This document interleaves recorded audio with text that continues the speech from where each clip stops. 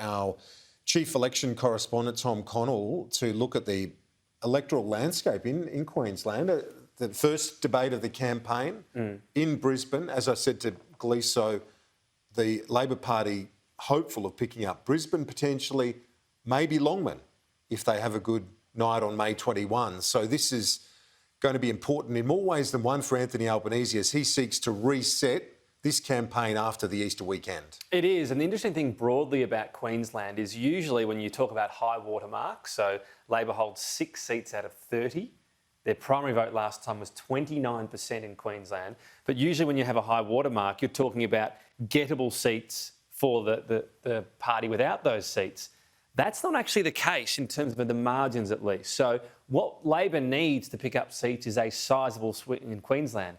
That's possible, Kieran, because they've got a different attitude now, for example, for coal projects, and perhaps Bill Shorten isn't the drag that Anthony Albanese was. But look at, for example, the southeast Queensland seats here. Longman, Peter Gleeson's spoken about. He's bang on about the retirees. It is also this sort of beyond the city seats, you know, some suburban areas where Scott Morrison does go a bit better, but Labor doesn't have the lead in its saddlebags from last time. Dixon became the perennial hope. Look, I'm picking up nothing at all that'll be a concern for Peter Dutton. Ryan is similar to Brisbane, but not as gettable. It's both a margin and a demographic issue there that isn't as friendly to Labor. Brisbane is seen as a genuine possibility, and that's on the radar of both parties. Bowman, of course, we have Andrew Laming stepping down, but not seeing that as a big issue. And on the Labor side, so even though we're talking about the possibility of Labor getting seats, they have the vulnerability here if you look at the margins alone.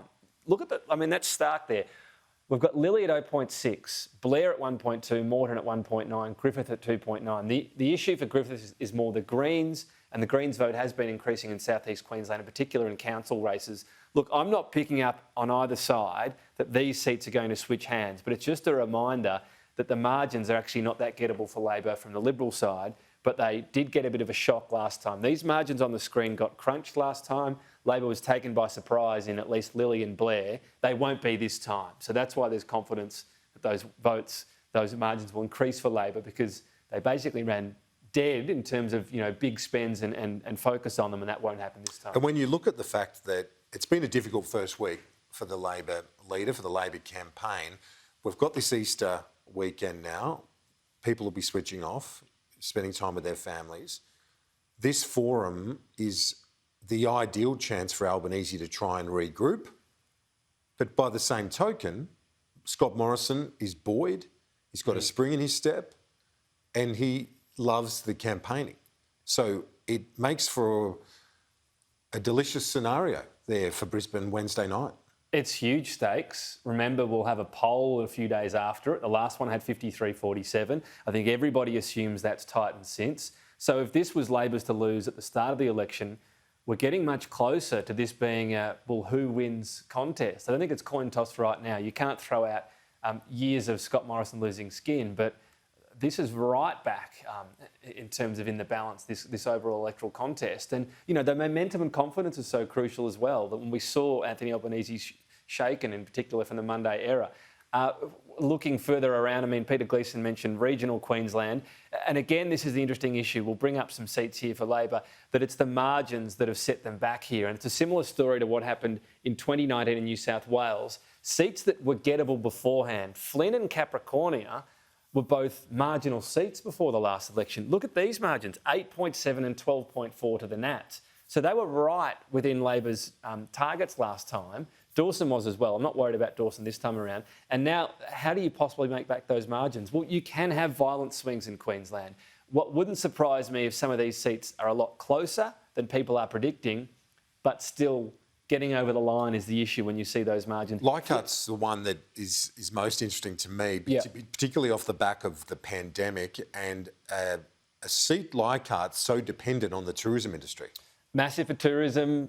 Who do they blame? Is it state Labor for having the borders shut, for example? Warren Inch was going to retire before. Now he's not. I'm told he still has a lot of energy out there and he's doing the work. But if that just drops off a little bit, as we know with MPs, when they have considered retirement, that can cost you. So Leichhardt, I agree, is the most winnable one there for Labor. Nobody's talking about her, but Flynn was spoken about a lot, and that seems to be now one that both sides are saying they don't expect to change hands. So That demonstration right there, I mean, that map that we brought up last time around was seen as gettable, in particular Flynn. And this is the problem right now. The margin that Matt Burnett's having to do, a former Gladstone mayor, so a good profile there. It's him getting votes outside of Gladstone is the really difficult for Matt Burnett in terms of this contest.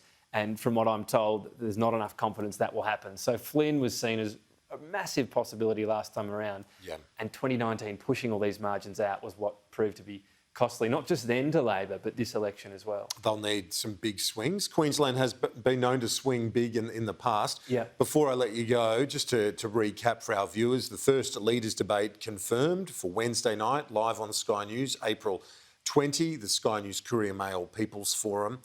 And Tom, the People's Forum format, in my view, obviously I'm biased, but I think it's the best format for a Leaders Debate because it's unscripted, unpredictable, and the leaders being held to account by those who count, that being the voters. And we get 40 days of questions from journalists. They do go a little bit off the beaten track at times, but this is where you get an unfiltered view of what is happening out there, in particular in southeast Queensland. What do people care about? We know right now, this election, and not many people in terms of journalists are asking about climate change, myself included, because it's not much of a fight. Is it a big issue? Is that going to cut through in a seat such as Brisbane? So you're right, you get a true temperature. When cost of living is spoken about as such a big issue, how many questions are we going to get on that? What do they make of Anthony Albanese's blunder on unemployment versus not knowing the price of petrol or a rat? So that's, or the price of bread. You get an idea of what they really think of these sorts of moments as to what's on their mind. What are they worried about as well?